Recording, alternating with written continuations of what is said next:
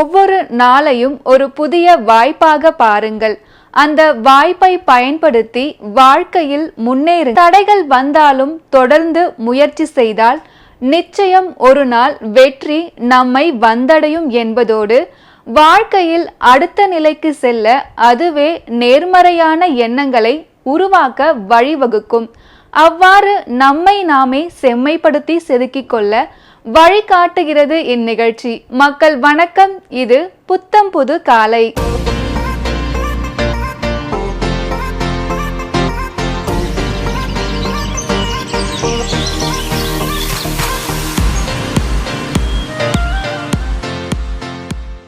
தெய்வீக கீர்த்தனை காலை நேரத்தை இனிமையுடனும் ஆன்மீக உணர்வுடனும் தொடங்க வைக்கும் இந்த பகுதியில் ஒரு குறிப்பிட்ட பக்தி பாடலை அதன் இயல்பான ராகத்தோடு இனிமையாக பாடி அந்த பாடலில் உள்ள அர்த்தம், அதன் ஆன்மீக முக்கியத்துவம் மற்றும் அதன் பின்னணியில் உள்ள தத்துவங்களை எளிமையாக அனைவருக்கும் புரியும்படி பகிர இருக்கிறோம்.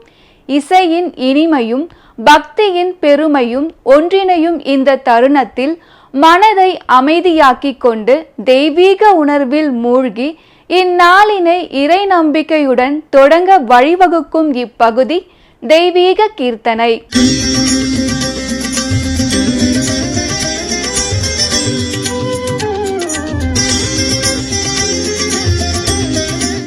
மக்கள் தொலைக்காட்சி நேயர்களுக்கு இனிய வணக்கம்.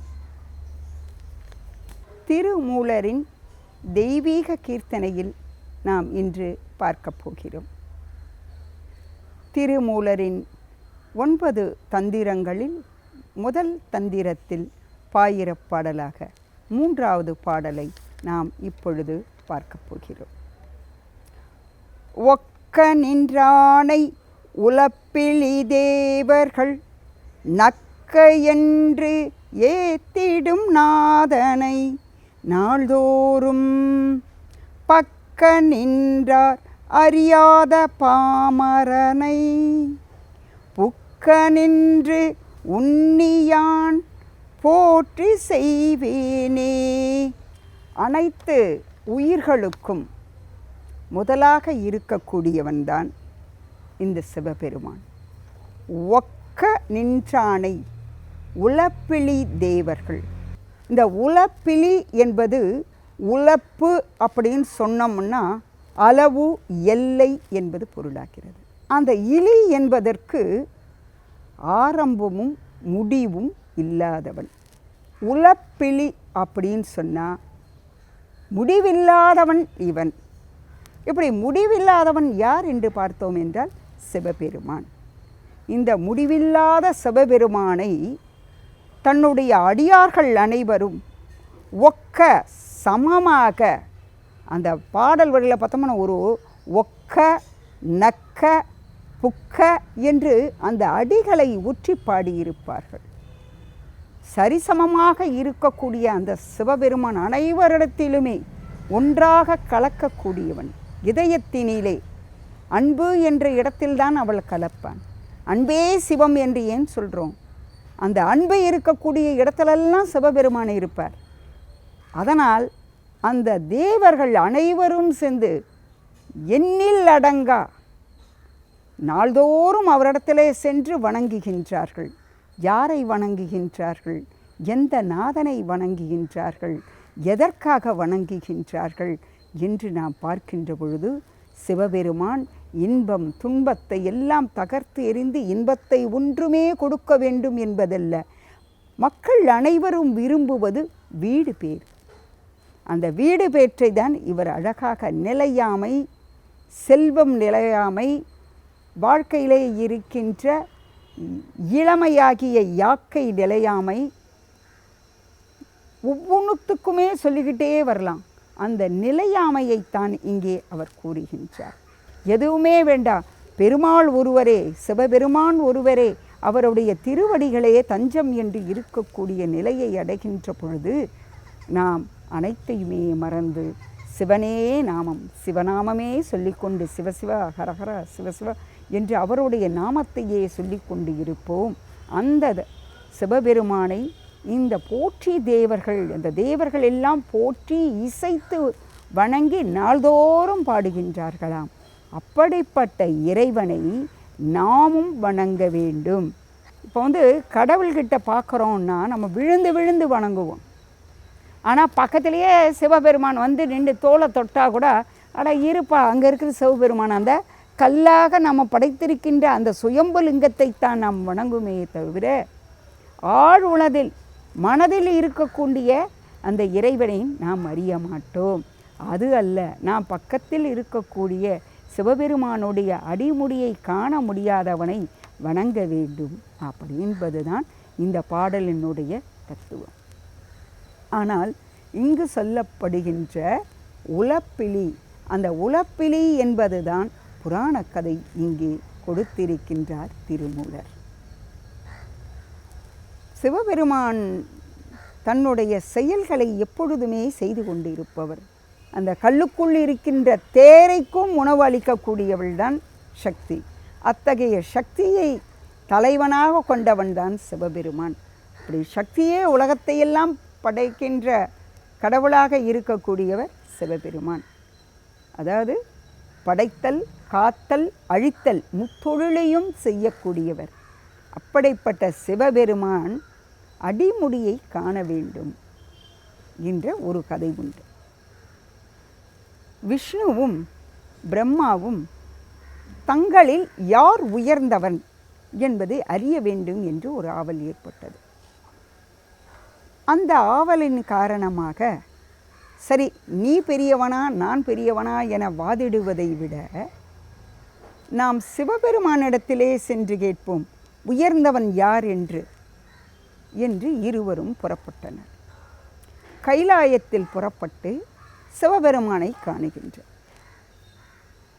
சிவபெருமான் இருவரையும் வரவேற்று, இருவருமாக வந்திருக்கிறீர்களே, என்ன தங்களுக்குள் எழும்பிய பிரச்சனை என்று கேட்கிறார்.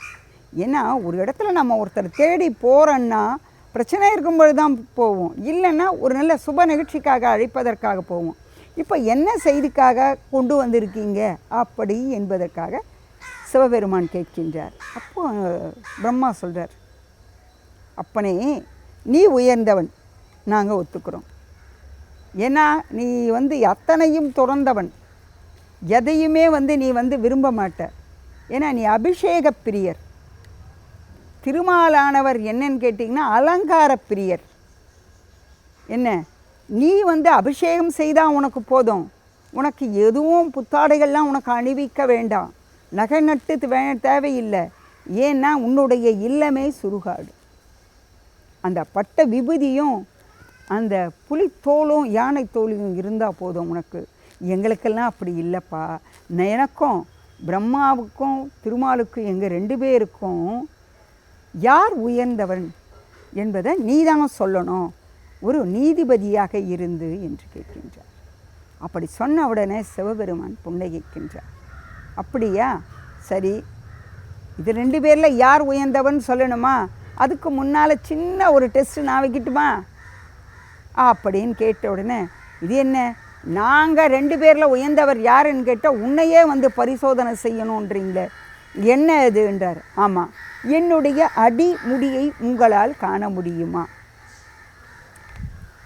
அடிமுடியை காண முடியுமா அப்படி கேட்ட உடனே இவர் என்ன செய்கிறாரு, சரி அது என்ன பெரிய பிரமாதம், நாங்கள் அழகாக கண்டுபிடிச்சிடுவோம், வெகு ஜோராக கண்டுபிடிச்சிடுவோம் அப்படி என்று வாய் வார்த்தையை விடுகின்றான் பிரம்மன். சரி என்று சொல்லி தீப்பிழம்பாக ஒரு கொம்பாக நிற்கின்றார் சிவபெருமான். அப்படி நின்ன உடனே திருமால் என்ன செய்கிறாருன்னா வராகி அவதாரம் எடுத்து வராக மூர்த்தியாக பூமிக்கு அடியிலேயே அப்படியே தன்னுடைய அந்த மூச்சு காட்டு பட்ட உடனே பூமியானது விரிகின்றது. அப்படியே பூமிக்குள்ளேயே அவர் போகிறாரு. சிவபெருமானுடைய அடிமுடியை காண்பதற்கு அடியை நோக்கி சென்று கொண்டிருக்கின்றார். பிரம்மா அன்னப்பறவையாக மாறி அவர் முடியை காண்பதற்காக, சிவபெருமானுடைய முடியை காண்பதற்காக விண்ணில் பறக்கிறார். திருமாலோ பூமியில் வராக அவதாரம் எடுத்து தேடுகின்றார் திருவடியை.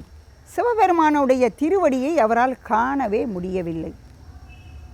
நாட்கள் தான் ஓடிக்கொண்டே இருக்கிறது. அண்ட சராசரத்தில் இருக்கிற பூமிக்கடியில் இருக்கின்றதெல்லாம் பள்ளமாக போயிட்டு இருக்கு. அவர் பார்க்குறாரு, இதுக்கு மேலே தேடுறதுல ஒன்றுமே பிரயோஜனம் இல்லை. நேராக சிவபெருமானை கூப்பிடுறாரு.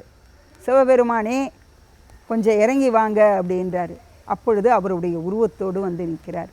என்ன திருமாலேன்னு கேட்கும் பொழுது சொல்கிறாரு, உங்களுடைய அடிமுடியை என்னால் காணவில்லை, நான் பொய் உரைக்கவில்லை, இது மாளாது என்று உண்மையை உண்மை நிலையாக திருமால் எடுத்து கூறியதும் அவர்கள் புன்னகை செய்து, என்னுடைய முடிவில்லாத இந்த பிரபஞ்சத்தில் இயங்கக்கூடிய அடிமுடியை காணாதவன் எங்கும் நிறைந்திருக்கக்கூடியவன். ஏன்னா உன்னுடைய கண்களிலே என் கண்ணு இருக்குது, என்னுடைய கருப்பில் உன்னுடைய உருவம் தெரிகிறது என்பது சொல்லுவது போல உன்னிலும் இருக்கின்றேன், நான் என்னிலும் இருக்கின்றேன் என்று கூறி அவர் நகைக்கின்றார்.